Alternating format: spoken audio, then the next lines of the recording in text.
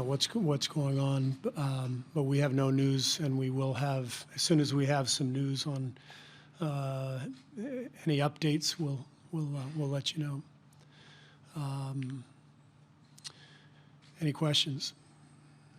Take first question right here on 2. Sandeep Chanak with Yahoo Sports. Coach, tomorrow's the last game at Oracle, and obviously you guys would like to end it with a win, but regardless of that, what has Oracle meant to you over the years?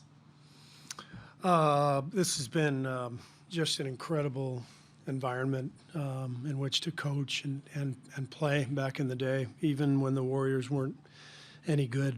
To come in here as a visitor and feel the energy in this building. You could tell that the fans loved the game, that this was a basketball hotbed, and just the atmosphere out there, the energy, the noise. Over the last 5 years with our team's rise, combined with that organic energy that this place has always had.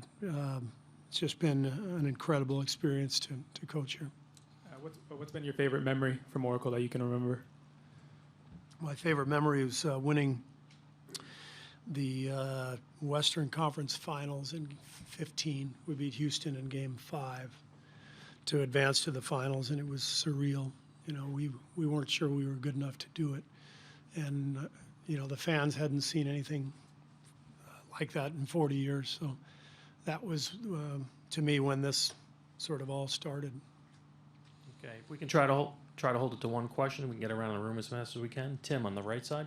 Steve, Tim Reynolds with the AP. Many times in this series, you've talked about a need for better transition D, better half-court D. What was your assessment of the defense you guys played in Game 5, particularly on the perimeter? I thought we played pretty well. We can always do better, but our guys competed like crazy. That's the main thing. Toronto's tough to guard because they've got a lot of passers and a lot of shooters. They put you in some difficult spots, but everybody who came in was prepared to play, and they were flying around and rotating. We did everything we could to hang in the game on the road, and we were able to pull it out. So we know that's what it's going to take here as well. Ann here in the center in the second row. Hi, Steve. Ann Killian, San Francisco Chronicle. I know we're only supposed to do one question, but I'd love to get a comment from you on the news about Lindsey Gottlieb. Yeah. But also, everyone is looking to point fingers. Bob the other night said, you can blame me on talk radio. It's like, who's to blame for this? What do you think about this whole conversation going on about someone has to be to blame for Kevin getting hurt? I'll answer the Lindsey question first. Thrilled for Lindsey. Gotten to know her pretty well the last few years. She's visited our practices many times.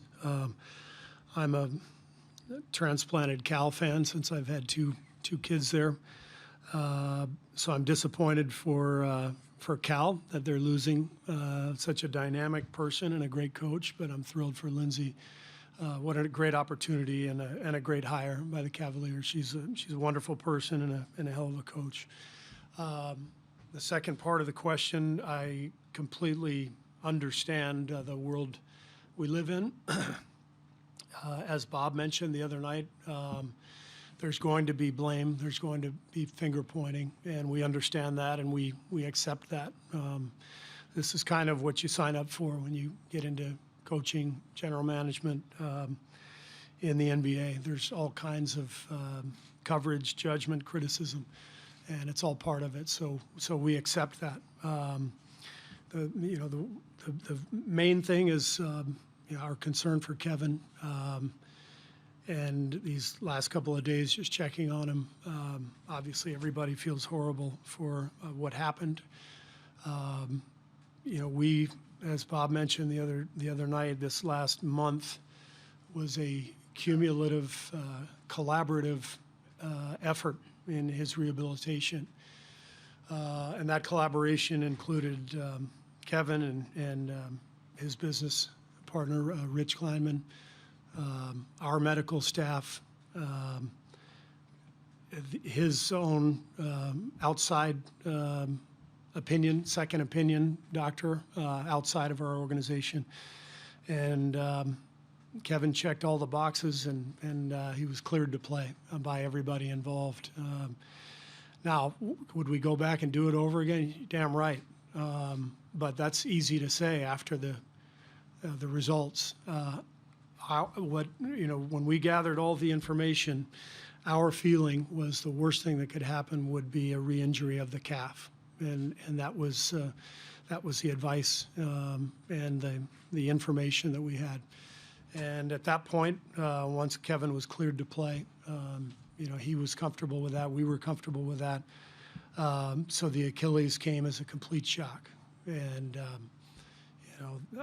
I don't know what else to add to that other than, had we known that this was a possibility, that this was even in the realm of possibility, there's no way we ever would have allowed Kevin to come back. So it's devastating, mostly for Kevin, obviously, but I feel horribly for Rick as well, Celebrini, who is one of the best people I've ever been around, and one of the smartest, brightest minds that I've ever been around. He's devastated. Bob, the team, we all are. But we made the decision collaboratively with all the information that we had, and we thought it was the right one. Bruce, back left. Right here, Steve. Bruce Arthur from the Toronto Star.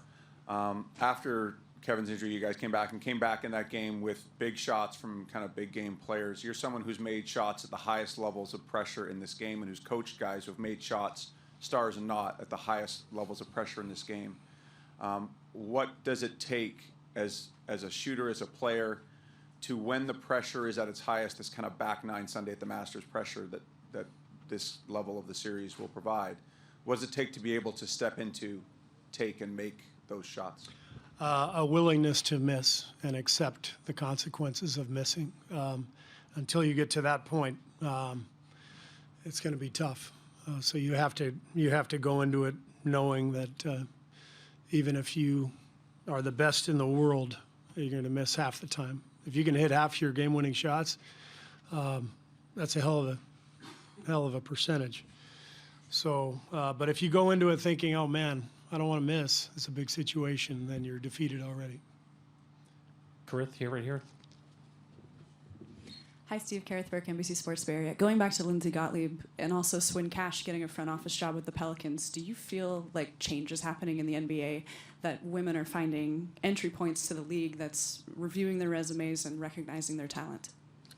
Yeah, it does feel that way. Obviously, two big hires in the last few days.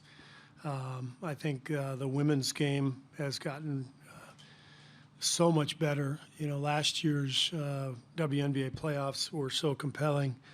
The Phoenix-Seattle series was incredible basketball. And I just think the talent that we're seeing, the level of play, is probably helping women to gain positions in the men's game. So it's great to see, and I'm really happy for Swin and for Lindsay, of course, and hopefully there'll be many more.